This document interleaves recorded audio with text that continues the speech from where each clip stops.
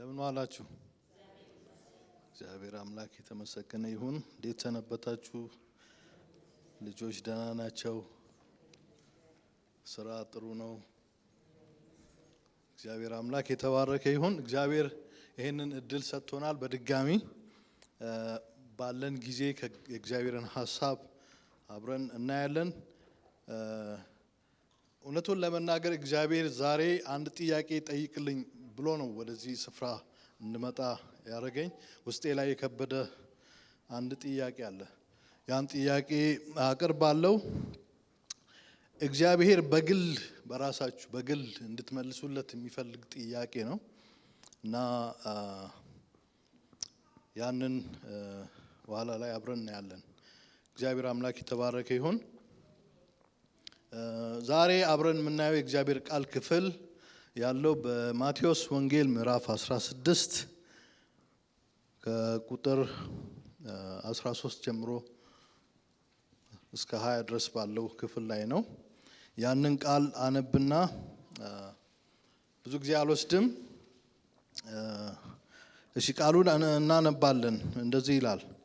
ኢየሱስም ወደ ቂሳሪያ አገር ወደ ፊልጶስ ቂሳሪያ አገር በደረሰ ጊዜ ደቀ መዛሙርቱን ሰዎች የሰውን ልጅ ማን እንደሆነ ይሉታል ብሎ ጠየቀ። እነርሱም አንዳንዱ መጥምቁ ዮሐንስ፣ ሌሎችም ኤልያስ፣ ሌሎችም ኤርምያስ ወይም ከነቢያት አንዱ ነው ይላሉ አሉት። እርሱም እናንተስ እኔ ማን እንደሆንኩ ትላላችሁ አላቸው። ስምዖን ጴጥሮስም መልሶ አንተ ክርስቶስ የሕያው እግዚአብሔር ልጅ ነህ አለ።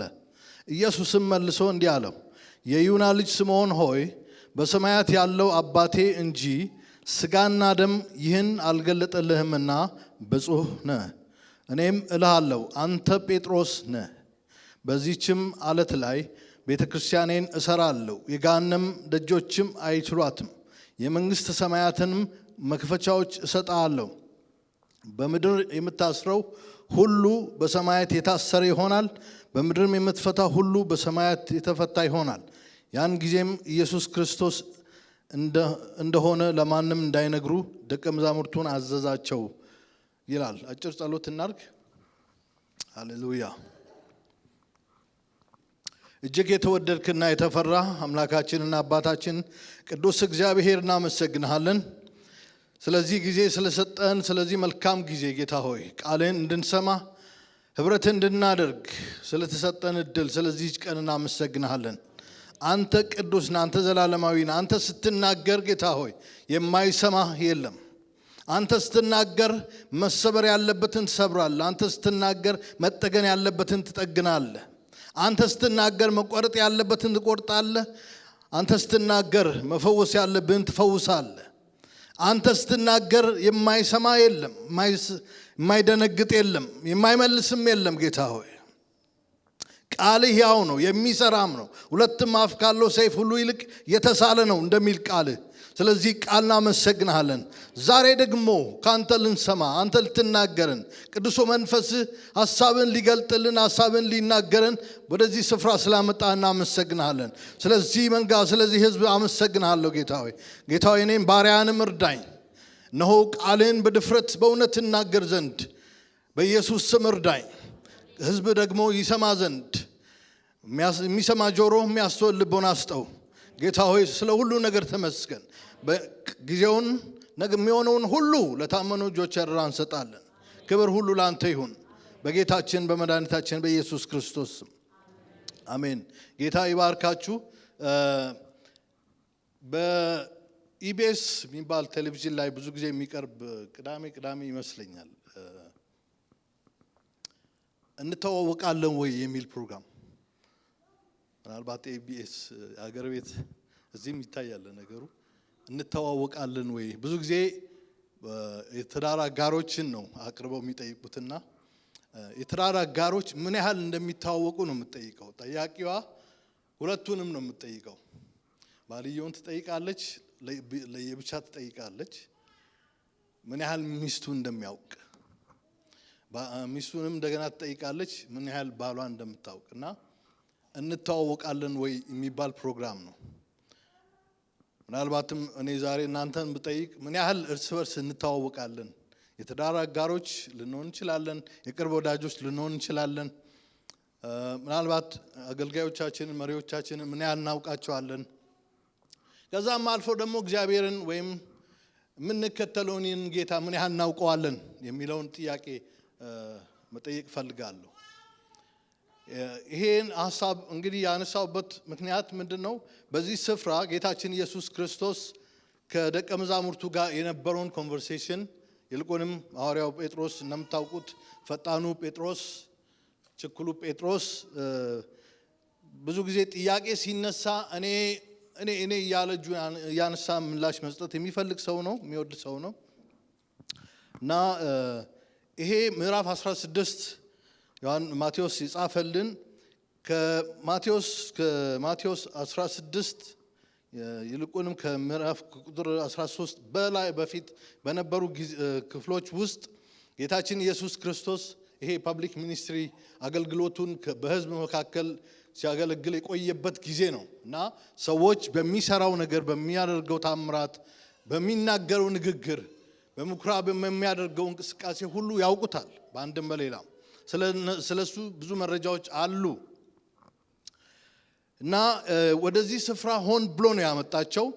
ይሄ ፊልጶስ ቂሳሪያ ወይም ሲዛሪያ ፊሊፓይ የሚባል ቦታ ሆን ብሎ ወደዛ ስፍራ እንዳመጣቸው ነው አዋቂዎችም የሚናገሩት። ይሄ ስፍራ ምንድን ነው ዩኒክ የሚያደርገው? ጌታ ኢየሱስ ክርስቶስ እሱን ስለማወቃቸው በዚህ ስፍራ ላይ መጠየቅ ለምን አስፈለገው የሚለውን ትንሽ ታሪካዊ ዳራውን ወደ ኋላ ስንመለከት በታሪክ ምን አለ? በዚህ ምድር ላይ ከተነሱ ታላላቅ ሰዎች መካከል አውግስጦስ ቄሳር የሚባል ሰው ነበር እና አውግስጦስ ቄሳር ልጆች ነበሩት፣ 4 ልጆች ነበሩት እና እነሱን ልጆች ወደዚህ ስፍራ አምጥቷል። ይሄ ከተማ በሁለት ትላልቅ ነገር ይታወቃል። አንድ እነዚህ ቄሳሮች ሲኖሩበት የነበረ ከተማ ነው። እንደገና ደግሞ የግሪክ ጣዖታት አማልክት መቀመጫ ነበር። በተለይም ይሄ ፓን የሚባለው የግሪክ ጣዖት ሲኖርበት የነበረ ነው እና የጣዖታት ከተማ ነው። እንደገና የቄሳሮች ከተማ ነበር። it is very significant ማለት ነው እና ትርጉም አለው። ወደዚህ ስፍራ አምጥቶ ይሄንን ጥያቄ ሲጠይቃቸው አንድ ዓላማ ነበረው። ብዙ ጊዜ አብሮት ሂደዋል። ብዙዎች ሰዎች አይተውታል እና ኢየሱስ ክርስቶስ እዚህ ሁለት ጥያቄ ነው የጠየቀው። ሁለቱ ጥያቄ አንዱ ሌላው ሰው ስለኔ ምንድነው የሚለው ጥያቄ ነው እና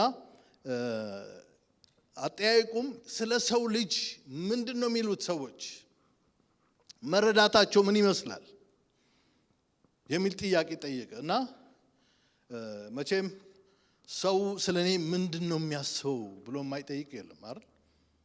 በሕይወት ስንኖር ምንም እናድርግ ሰው ስለኔ ምንድነው የሚለው? እንዲያውም በእኛ ይብሳል ብዬ አስባለሁ። ስለ ራሳችን እንጨነቃለን። ሰው ምን ይለኛል? ስለኔ ምንድነው የሚያስበው? እከሌ ስለኔ ምን ታስባለች? ስለኔ ምንድነው የሚሉት ብለን እንላለን አይደል እንዴ?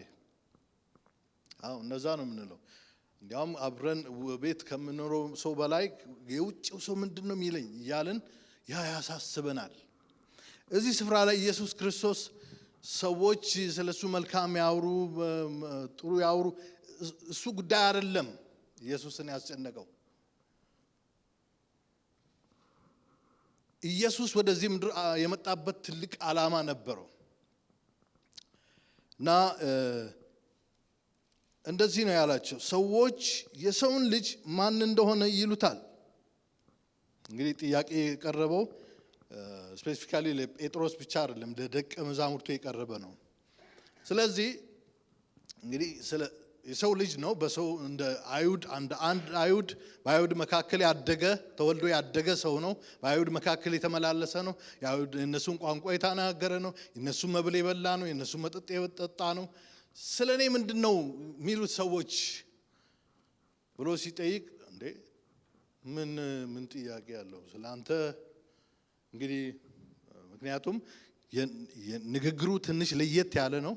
የሚያደርጋቸው አንዳንድ ኦድ የሆኑ ነገሮች አሉ እና አካሄዱ ከኦርዲናሪ ሰው ትንሽ ለየት ያለ ነውና ሶስት ሰዎችን ጠቅሰዋል እዚህ ስፍራ ላይ ምላሽ ሲሰጡ። እነሱም አንዳንዱ መጥምቁ ዮሐንስ፣ ሌሎችም ኤልያስ፣ ሌሎችም ኤርሚያስ ወይም ከነቢያት አንዱ ነው ብለው መለሱለት። ያንን ያደርጉበት ምክንያት ምንድነው? ኢየሱስን ሲያዩት ከመጥምቁ ዮሐንስ አካሄድ ጋር to some extent ይመሳሰላል፣ ይቀራረባልና እንደዛ አይነት ሰው ነህ ብለው ያስበዋል ሰዎች ካላቸው ማህበራዊ መስተጋብር አንፃር ሲያዩ መረጃ ይደርሳቸዋል፣ በአንድም በሌላም ይነጋገራሉ። መጥምቁ ዮሐንስ ይታወቅ ነበር በእነሱ መካከልና ሌላው ኤልያስ፣ ሌሎቹ ደግሞ ኤልያስ ነው ይሉታል። ኤልያስ ነው ይሉሃል አሉት። ኤልያስ እንግዲህ የሚታወቀው በጀግንነቱ በድፍረት በመናገሩ ፍርሃት የሌለበት ነቢይ ነበር። አንድ ሰሞን ላይ መጨረሻ ላይ ኤልዛቤል አሳዳው ሞትን ፍራቻ ተጨንቆ ነበር እንጂ በነገስታት ፊት ቆሞ መናገር የሚችል ደፋር ሰው ነበረ። ከዛም አንፃር የኢየሱስን ንግግር ሲያዩ አንተ ኤልያስ ነህ ብለው ያስባሉ የሚል ምላሽ ሰጡት።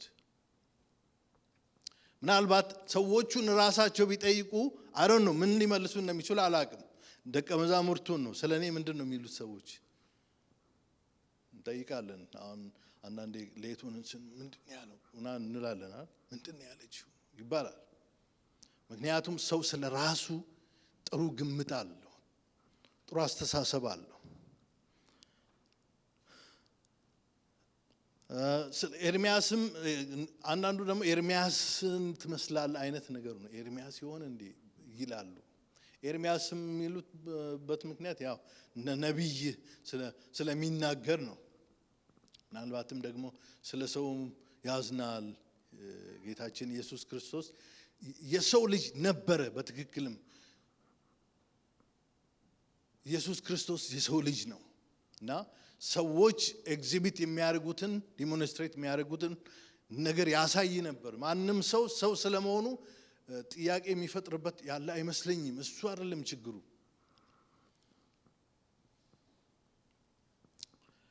ከዛ ኦኬ ሰዎች እንደዚህ ያሉ ጥሩ። ጌታችን ኢየሱስ ክርስቶስ ትልቁ ትኩረቱ ጀማው ስለሚለው ጉዳይ አይደለም። ፐርሰናሊ እናንተ እኔ ማን እንደሆንኩ ትላላችሁ። ያ ነው ትልቁ ፖይንቱ። ጀማው የሚለውን አይደለም፣ ማህበረሰቡ የሚለውን አይደለም፣ ሌሎች የሚሉትን አይደለም። ፐርሰናሊ እናንተ ምንድነው ማን ትሉኛላችሁ? እኔን እንዴት ነው የምታውቁኝ? ማን ነኝ እኔ ለእናንተ? ማን ነኝ እኔ ለአንቺ ለአንተ ማን ነኝ? ከዛ የመልሶላቸው ምላሽ እንግዲህ ይሄ ምንድነው አፈ ጉባኤ ነው የሚባለው በፓርላማ ሌሎችን ወክሎ የሚናገር ስምዖን ጴጥሮስ ሌሎችን ደቀ መዛሙርት ወክሎ ተናገረ። ትምህርት ቤት አሁን ጥያቄ ሲጠይቅ እኔ በጣም ጎበዝ የሚሆኑ ልጆች እኔ መልሶ የሆነ ነገር በቃ አቴንሽን ለመውሰድ የሚፈልጉ እንደዚህ አይነት ሰው ነውና ጴጥሮስ አፉን ከፈተ፣ እንደዚህ አለ፣ አንተ ክርስቶስ የሕያው እግዚአብሔር ልጅ ነህ አለ። ኢትስ ኦድ። ምክንያቱም ጴጥሮስ ጂውሽ አይሁዳዊ ነው። ሲያድግ ጴጥሮስ ከልጅነቱ ጀምሮ በአይሁድ ስርዓት ነው ያደገው እና ወላጆቹ ምን ብለው ነው ያሳደጉት? ሁሉ ጊዜ ማታ ማታ ሲተኙ በአይሁድ ባህል ምን አለ? እስራኤል ሆይ ስማ፣ እግዚአብሔር አምላክ አንድ አምላክ ነው ይሉታል። አንድ አምላክ የሚለውን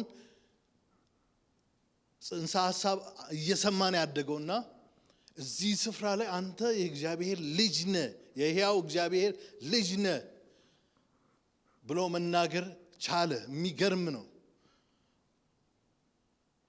ይህንን ማለት ከሚያውቀው አምላክ ውጪ አምላክ በሌላ ፐርሰን መገለጡን አገኘ ማለት ነው።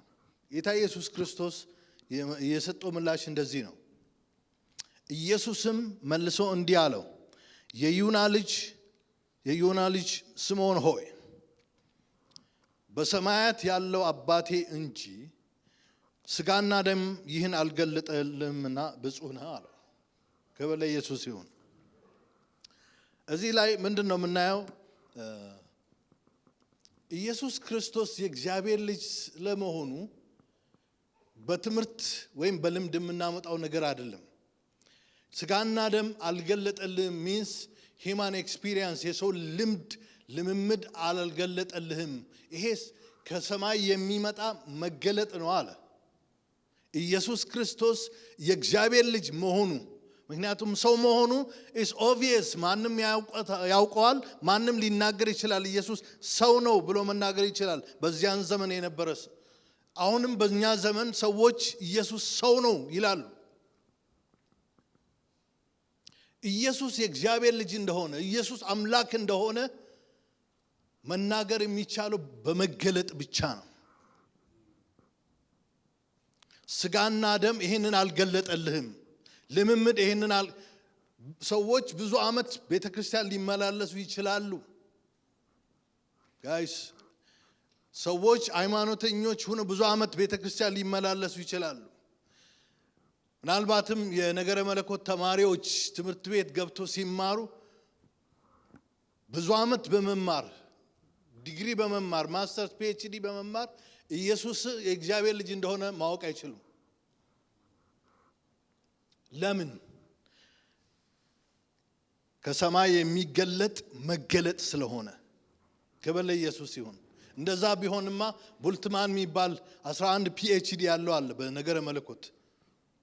at the end of the day ኢየሱስን ሳያውቅ ሞተ ነው የሚባለው። የአእምሮ ዕውቀት የሚያመጣው አይደለም፣ ልምምድ የሚያመጣው ነገር አይደለም። ኢየሱስ ክርስቶስ በመገለጥ የሚታወቅ ነው። ሃሌሉያ! ክብር ለኢየሱስ ይሁን። ይሄ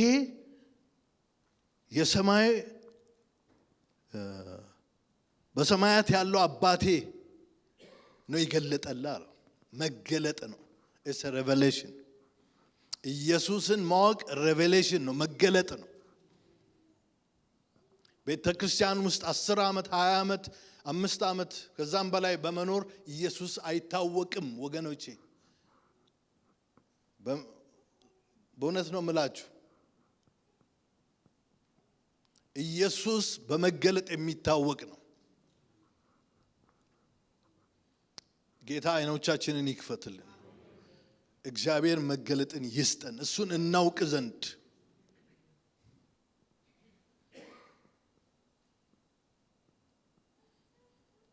እግዚአብሔርን ማወቅ ጥበብ ነው። ውዱን ማወቅ ማስተዋል ነው። እግዚአብሔርን ማወቅ፣ ኢየሱስን ማወቅ፣ ሰው ሆኖ የመጣውን ኢየሱስን፣ እኔና እናንተን ሊያድን የመጣው ኢየሱስን፣ አምላክ ሰው የሆነበት ኢየሱስ፣ እሱን ማወቅ መገለጥ ነው። ግራ ያጋባል። ይሄ በምድራዊ ልምምድ በምድራዊ ዕውቀት የሚታወቅ ነገር አይደለም። ብዙዎች ለዛ ነው ግራ የገባቸው። ብዙዎች ለዛ ነው ያልተቀበሉት። ብዙዎች ግራ የገባቸው ለዛ ነው። በምድራዊ ልምምዳቸው በዕውቀታቸው ብዙ አሉ፣ ስለ ኢየሱስ መናገር ሞከሩ። አዋቂዎች፣ ሊቆች፣ እግዚአብሔር የለም የሚሉ ኤቲስቶች ስለሱ ብዙ ለማለት ሞከሩ። ምክንያቱም ሰውኛ ማንነቱን ሲያዩ የሚያስገርም፣ ከሰው ልምምድ ውጪ ደግሞ የሆነ የሚታይበት ነገር አለ። ያንን ነገር አምላክ ነው ማለት አልደፈሩም። ግራ ገባቸው። ያ መገለጥ የሚጠይቅ ነገር ስለሆነ ማለት ነው። ስንቶቻችን ኢየሱስን በመገለጥ እናውቀዋለን? ለስንቶቻችን ተገልጦልናል ኢየሱስ? በግል ኢየሱስን እናውቀዋለን ወይ? ምናልባት ብዙ ዓመት ቤተክርስቲያን ተመላልሰናል። እኔ የምለው ስለ ኢየሱስ ማወቅና ኢየሱስን ማወቅ የተለያየ ነው ወገኖቼ። እንደ መረጃ ብዙ ያንን ነው እኮ መረጃ የመጀመሪያው ሰዎች ስለሱ የሚሉትን መረጃ ነው። ግን ፐርሰናላይዝ ሲያደርገው እናንተ ምን ትሉኛላችሁ? እንዴት ነው የምታዩኝ እኔን ሲል ነገርየው አብረው ቆይተዋል። የእውቀታቸውን ያህል መናገር ይችላሉ። አንተ እኮ የተራበን የምትመግብ ነህ ሊሉ ይችላሉ። የታመመን የምትፈውስ ነህ ሊሉ ይችላሉ። ውሃ ላይ የምትራመድ ነህ ሊሉት ይችላሉ። እሱ አይደለም። የሕያው የእግዚአብሔር ልጅ መሆኑን ማወቅ እሱ መገለጥን የሚጠይቅ ነው። የሕያው እግዚአብሔር ልጅ ማለት አምላክ ነህ ማለት ነው። ኢየሱስ አምላክ መሆኑ የሚታወቀው በመገለጥ ነው። ሃሌሉያ! ክብር ለኢየሱስ ይሁን። ስለዚህ ጌታችን ኢየሱስ ክርስቶስ እንደዚህ አለው፣ ይሄንን በመናገር ይሄንን በማወቅ ይሄንን መገለጥ በማግኘት ብፁዕ ነህ አለው። የተባረክህ ነህ አለው። ሰዎች እሱን በመገለጥ ሲያውቁት የተባረኩ ናቸው፣ ብፁዕ ናቸው። ብፁዕ ነህ አለው። ክብር ለኢየሱስ ይሁን። ይሄ ብፅዕና እንግዲህ መጨረሻ ላይ ሌላ ትእዛዝ ይሰጣቸዋል እንጂ ምክንያቱም ያ ስፍራ ቅድም እንዳልኳችሁ ይሄ ቂሳሪያ ፊልጶይ ቅድም እንዳልኳችሁ ማን ነው አውጉስጦስ ቄሳር እዛ ስፍራ ላይ ልጆቹን አምጥቶ ሊሞት ሲል ማለት ነው ሊሞት ሲል ያን በዛ ስፍራ አምጥቷቸው የሚያስተዳድሩትን ክልል ሰጣቸው ማለት ነው። በቃ እኔ ከዚህ በኋላ ሞታለሁ፣ ይሄን ከዚህ በኋላ እንደዚህና እንደዚህ ታደርጋላችሁ ብሎ ሊደርሺፑን እንዲረከቡት ለማድረግ ሞከረ። ግን ምንድነው የሆነው? at the end of the day እነዚህ ሰዎች መስማማት አልቻሉም፣ ተከፋፈሉ ማለት ነው።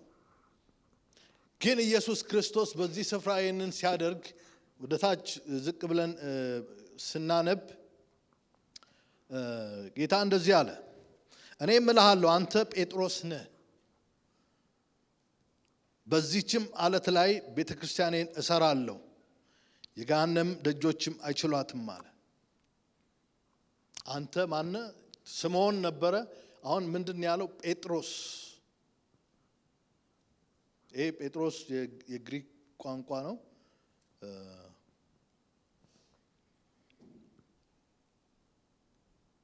ይሄ ድንጋይ ማለት ነው። በዚህ ዓለት ላይ አክቹአሊ ይሄ ክፍል በተለይ ይሄ አሁን አንተ ጴጥሮስ ነህ በዚህች ዓለት ላይ ቤተክርስቲያኔን እሰራለሁ የሚለው በነገረ መለኮት እንደየቤተ እምነቱ የተለያየ ምልከታና ትርጓሜ አለው። የካቶሊኮች ካቶሊክ ቤተክርስቲያን የምትለውን አላት። የፕሮቴስታንቱ እንደዛው፣ የኢስተርን ኦርቶዶክስ እንደዛው የተለየ ትርጉም ነው የሚሰጡት። ምንድነው የሚሉት?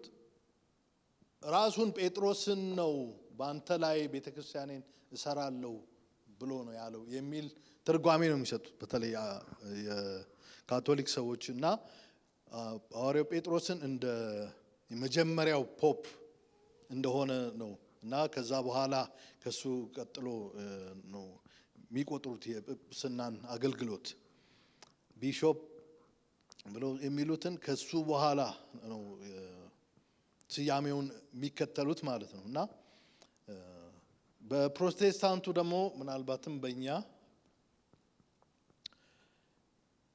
ኢየሱስ ክርስቶስ በዚህ ስፍራ የተናገረው ያ ሐሳብ አንተ የእግዚአብሔር የያው እግዚአብሔር ልጅ ነህ ባለው ያቺ ስቴትመንት ያቺ ፍሬዝ ዓለት እንደሆነች እና በዚያ ዓለት ላይ ያም ደግሞ ማን ነው? ኢየሱስ ክርስቶስ ራሱ አለት እንደሆነ በዚህ ላይ ቤተክርስቲያኔ እመሰርታለሁ ብሎ እንዳለ ነው የሚታመነው። እኛ የቤተክርስቲያን መሰረት ማን ነው ብለን እናምናለን? ኢየሱስ ክርስቶስ። ክብር ለኢየሱስ ይሁን። ይቺን እግዚአብሔር ጌታችን ኢየሱስ ክርስቶስ ቤተክርስቲያን ኔን ፖሴሲቭ ፕሮናውን ነው። የኔ ቤተክርስቲያን ነች የኔ ነው ብሎ ነው የተናገረው። ጴጥሮስን ያንተ ነው አላለም።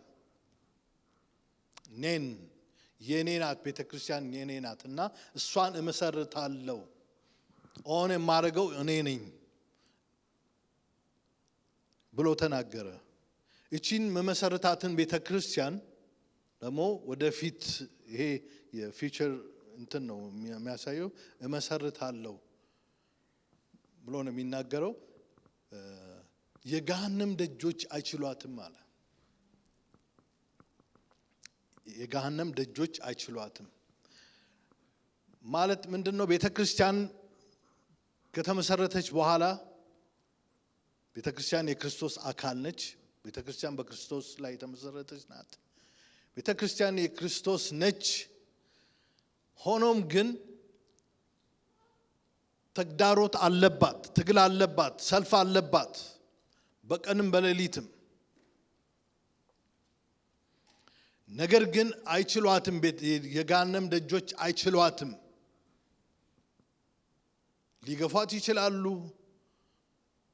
የተለያየ ነገር ሊያደርጉ ይችላሉ። የቤተክርስቲያን ሰዎችን ሊያጠቁ ይችላሉ።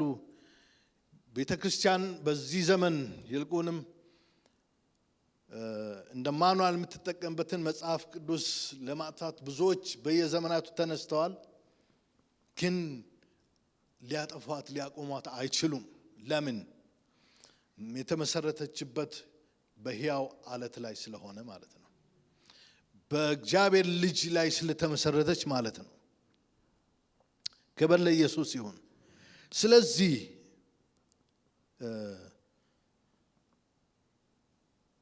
ጌታችን ኢየሱስ ክርስቶስ በዚህ ስፍራ ላይ በዚህ ክፍል ውስጥ የሚያስተምረን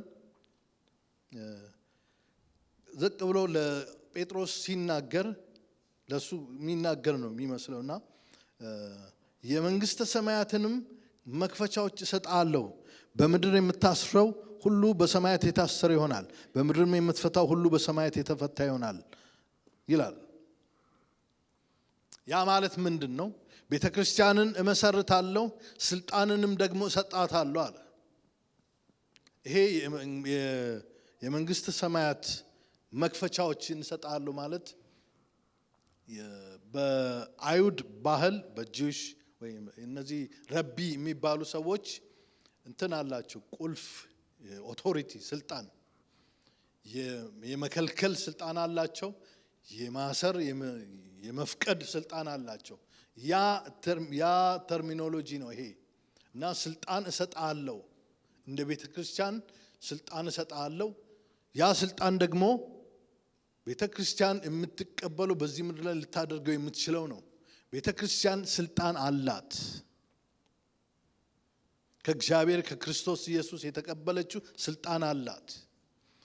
የመንግስተ ሰማያት ቁልፎች፣ ሰዎችን ወደ እግዚአብሔር መንግስት የምታስገባበት።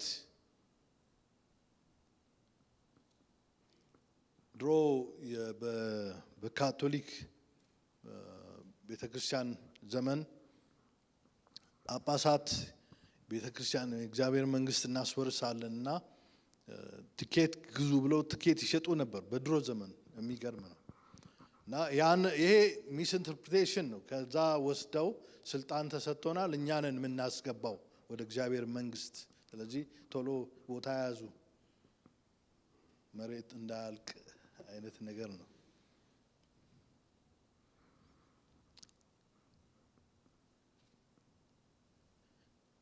ግን ቤተክርስቲያን ሰዎችን ወደ እግዚአብሔር መንግስት የምትመራ የእግዚአብሔርን መንግስት ደግሞ ለማስፋት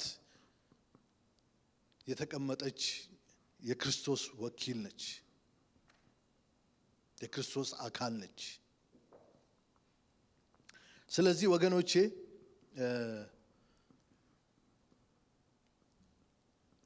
ክርስቶስን ስለማወቅ ስናነሳ ክርስቶስን በምን መልኩ ነው እኛ የምናውቀው? እውነትም ክርስቶስ ገብቶናል ወይ? ቤተክርስቲያን ውስጥ ብንኖርም ቤተክርስቲያን አገልጋዮችን ብንሆንም ብዙ ዓመትም ብንቆይ ኢየሱስን እናውቀዋለን ወይ? ተገልጦልናል ወይ? በምን መልኩ ነው የተገለጠልን? በዚህ ምድር ላይ ብዙ ታላላቅ ሰዎች ተነስተዋልና ኢየሱስን የተረዱበትን መንገድ በተለያየ መልኩ ገልጠውታል። የሃይማኖት መሪዎች፣ ሳይንቲስቶች፣ የሰብአዊ መብት ተከራካሪዎች፣ የፍልስፍና ሰዎች፣ የፖለቲካ ሰዎች ብዙ ብለዋል ስለ ጌታችን ስለ ኢየሱስ ክርስቶስ። አንዳንዶቹ እውነትም የእግዚአብሔር ልጅ ነው ብለው መሰከሩ። አንዳንዶቹ አስተማሪ ነው፣ ተጽዕኖ አምጪ መሪ ነው ብለው አሉ። አንዳንዶቹ በአስተምሮቱ ይገረማሉ።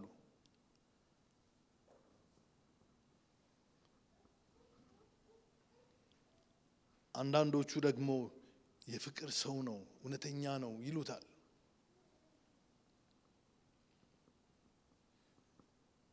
አንዳንዶቹ ደግሞ የድሃ ወዳጅ። አሁን ጌታ ለአንተ ማን ነው? ብዙ ጊዜ የምታስታውሱ ከሆነ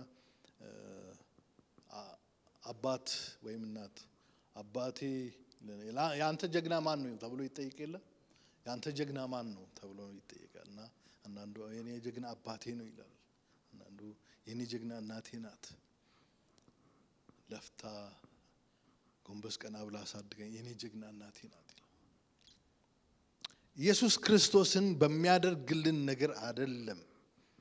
እንደዚህ ስላደረገልን ያ ነው አይደል ብለን ሳይሆን ከዛ ያለፈ በመገለጥ የሚገኝ ክርስቶስን የምናውቅበትን ዕውቀት ነው እየተናገርኩ ያለሁት። ስለዚህ ምን ያህል ጌታ ኢየሱስ ክርስቶስን ተረድተነዋል? ምን ያህልስ አውቀነዋል? በግላችን ነገሮች ቢሟሉ ማይሟሉ ማለት ነው። ጌታን አንድ ጊዜ ጠየቃቸው፣ ምግብ ስለበላችሁ ነው ወይ የምትከተሉኝ አላቸው። ነገሮች ስለተሳኩላችሁ ነው ወይ? ጤና ስላላችሁ ነው ወይ ኢየሱስን የምትከተሉት ነው ወይስ እውነት ገብቷችሁ ነው? እውነት የእግዚአብሔር ልጅ መሆኑ ገብቷችሁ ነው ወይ? አንድ ጊዜ አንድ መምህር ስለ አንድ ትምህርት ያስተምራል። ይሄ እውነተኛ ታሪክ ነው። በእርግጥ እኛ አገር ድሮ ሃይ ስኩል ሂርኮ ማስተር ሂርኮ የሚባል ሰው ነበርና ስለ ኦክሲጂን ምናምን ነው የሚያስተምረው፣ ስለ አየር። እና ወንበር ስር እደበቃለሁ፣ ከዛ እኔ ማን ነኝ ብዬ ጠይቃቸዋለሁ። አየር ይታያል ወይ? አይታይም ይላሉ። ይዳሰሳል? አይዳሰስም። ስለዚህ እኔ አልዳሰስም አልታይም እና ሂጄ እደበቃለሁ ብሎ ዴስክ ስር ተደበቀና ልጆች እኔ ማን ነኝ ሲል አየር እንደማለት ማስተር ሂርኮ አሉት። አይደለም እኮ እኔ እዳሰሳለሁ። አይ አትዳስ። እኔ እታያለሁ። አይ ከዛ እሺ ብለው አሁንም ይደበቃል። ልጆች እኔ ማን ነኝ? ማስተር ሂርኮ ይላሉ። እና ኢየሱስ ክርስቶስ እኛን እንዴት ነው እንድናውቀው የፈለገው? እንደ ልጆቹ አይ ብለው ማስተር ሂርኮ በሚለው ሳይሆን አየር ብሎ አስተምሯቸዋል። የአየርን ባህሪ ገልጦላቸዋልና ኢየሱስን በመገለጥ የእግዚአብሔር ልጅ መሆኑን ማወቅ እና ሰው መሆኑን ማወቅ የተለያየ ነው። ስለዚህ ጌታችን ኢየሱስ ክርስቶስ ዛሬ የሚለን እኔ ላንቺ ማን ነኝ? እኔ ላንተ ማን ነኝ? በወል አይደለም የምጠይቃችሁ፣ በግል ጥያቄ አቅርብልኝ ነው ያለው። ለጌታ ነው የምትመልሱት። ይሄ is a deep question ያ ጴንጤ ስለሆን ኢዚ ይመስለናል ግን it's not ኢየሱስ ላንቺ ማን ነው ግራም ያጋባው የሰው ልጅ ማን እንደሆነ ይሉታል ነው የሰው ልጅ ነው ያሰኛል እንዴ ስናስበው የሰው ልጅ ማን ይሉታል የሰው ልጅ ነው ሌላ ምንድነው but it goes beyond that ከዛ ያለፈ ነው ከዛ ያለፈውን ለማግኘት ትምህርት ይጠቅማል ወይ ለመምድ ይጠቅማል ወይ በዛ መገለጥ መምጣት ቢችል it's okay ግን መገለጥ በለምምድ የሚመጣ አይመስለኝም ሐዋርያ ጳውሎስ አንድ ጊዜ ለኤፌሶን ሰዎች በህይወታቸው ስላለው ነገር አደነቀና ጌታን አምነዋል ቤተክርስቲያን ሆነዋል ኦሬዲ ለቅዱሳን ያላቸውን ፍቅር አደነቀ አድናቆት ነበርና ከዛ አለፈ ግን እግዚአብሔርን ማወቅ እንዲችሉ እግዚአብሔርን የማወቅ መገለጥ እንዲሰጣቸው ድጋሚ ጸልይላቸዋል እግዚአብሔር ኢየሱስን ማወቅ እግዚአብሔርን ማወቅ መገለጥ የሚጠይቅ ነገር ነው ከልምምድ ያለፈ ማለት ነው ስለዚህ እግዚአብሔር ወይም ክርስቶስን ማወቅ እንድንችል የእግዚአብሔር ልጅ መሆኑን ማወቅ መረዳት እንድንችል የእግዚአብሔር ልጅ ነህ ስንለው እግዚአብሔር ነህ ማለታችን ነው ምክንያቱም አንድያ ልጁን ነው የሚለው እግዚአብሔርን ነው ወደኛ ይላከው ማለት ነው አምላክ ነው ኢየሱስ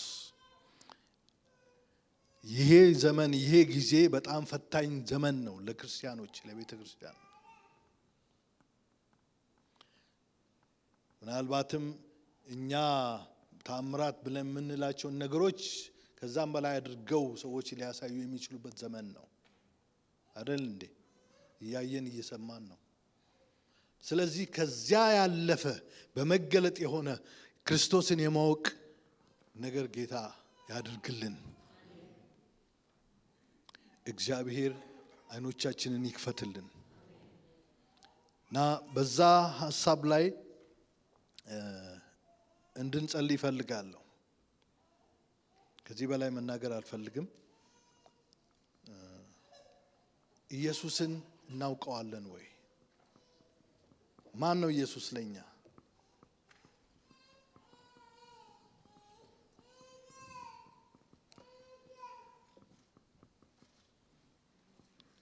ኢየሱስ የሰራው ስራን መናገርና ኢየሱስን ማወቅ የተለያየ ነው አይደል ኢየሱስ ተራቡትን ሺዎች መገበ ስንል የሰራውን ስራ ነው የምንናገረው ኢየሱስን ማወቅ ግን is deep መገለጥን የሚጠይቅ ነው የሰማዩ አባት የሚገልጠው መገለጥ ነው በስጋና በደም የሚሆን ነገር አይደለም በልምምድ በትምህርት የሚሆን ነገር አይደለም ስለዚህ እግዚአብሔር በድጋሚ ኢየሱስ ማን እንደሆነ ለልባችን እንዲናገር በምንም አይነት ሁኔታ ውስጥ ብንሆን ኢየሱስ ማን እንደሆነ ለሱ እንድንናገር በጽህናን እንድንቀበል ለካ መባረክ ነው ኢየሱስን ማወቅ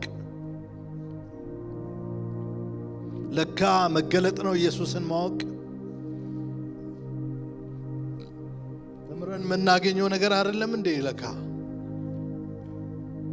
ባሉባልታ መናገኘው ነገር አይደለም እንዴ ለካ ኢየሱስ ለጴጥሮስ መልሶ ሲናገረው ሰርፕራይዝ ሊሆን ይመስላል ንግግሩ ዋው ያለ ይመስላል ዋው ይሄ እግዚአብሔር የገለጠልህ ጉዳይ እንጂ ለዛማ በስጋና በደም ቢሆን ፈሪሳውያን ሰዱቃውያን ባወቁት ነበር ወገኖቼ ለኔና ለናንተ ግን በመገለጥ መጥቷል ጌታ ያንን መገለጥ ያድስልን እግዚአብሔር ያንን መገለጥ ያድስልን ኢየሱስን በግል ማወቅ ያድርግልን። እሱ የእግዚአብሔር ልጅ መሆኑን ማወቅ ይሁንልን። እሱ የእግዚአብሔር ልጅ ነው። እሱ የሕያው እግዚአብሔር ልጅ ነው።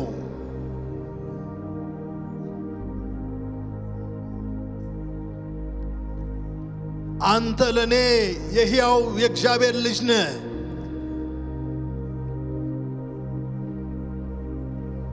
እኔን ልታድን የመጣ የእግዚአብሔር ልጅ ነህ። የእግዚአብሔርን ምሕረት ያሳየኸኝ የእግዚአብሔር ልጅ ነህ። በመውደቅ ያነሳኸኝ የእግዚአብሔር ልጅ ነህ።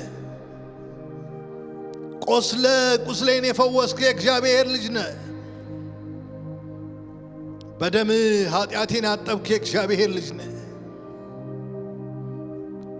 ሞትን ድል ያደረግክ የእግዚአብሔር ልጅ ነህ። ኃጢአቴን ያስተሰረይ የእግዚአብሔር ልጅ ነህ።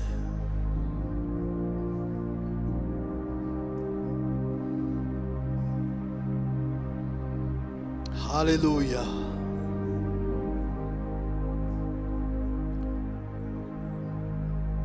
እኔ ማን እንደሆንኩ ትሉኛላችሁ። እኔ ማን እንደሆንኩ ትያለሽ። እኔ ማን እንደሆንኩ ትላለህ።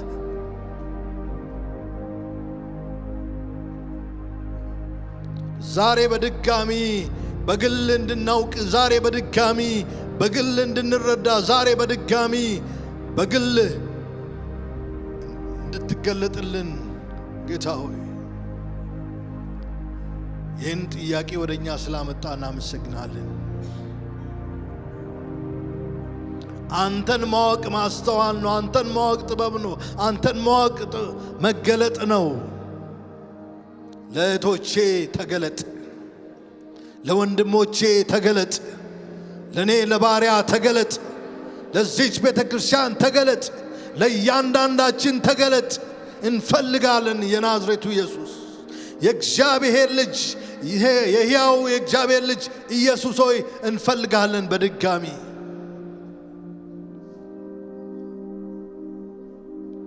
ይሄ ክፍል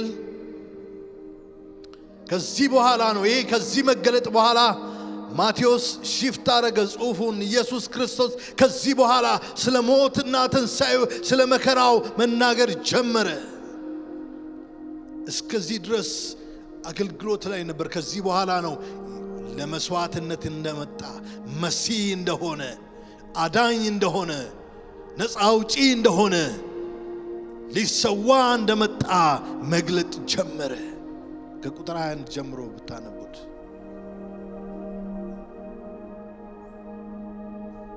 አንቺና እኔን ሊያድን የመጣ፣ አንተና እኔን ሊያድን የመጣ ኢየሱስ፣ ሊሰዋ የመጣ ኢየሱስ፣ የተሰዋ ኢየሱስ፣ እሱ የሕያው የእግዚአብሔር ልጅ ነው። ሃሌሉያ።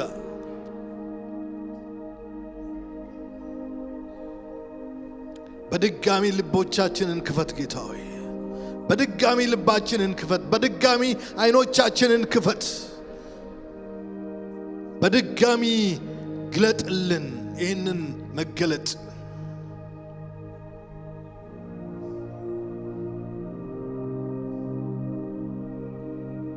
በተለያየ ምክንያት አእምሯችን ወደዚህም ወደዚያም ተንሸራቶ ሊሆን ይችላል። አንተ የተገለጥክበትን መገለጥ በተለያየ ምክንያት ፌድ አድርጎብን ሊሆን ይችላል። በድጋሚ ተገለጥልን። በእያንዳንዳችን ልብ ተገለጥ። በእያንዳንዳችን ልቡና ውስጥ በመንፈሳችን ተገለጥ። አውቀን እንድንከተል፣ ፈቅደን እንድንከተል፣ ፈቅደን ለአንተ እንድንኖር ተገለጥልን። ኢየሱስ ሲገለጥ ሰዎች ሁሉንም ነገር ትተው ይከተሉታል። ምንም ባይኖር ይከተሉታል።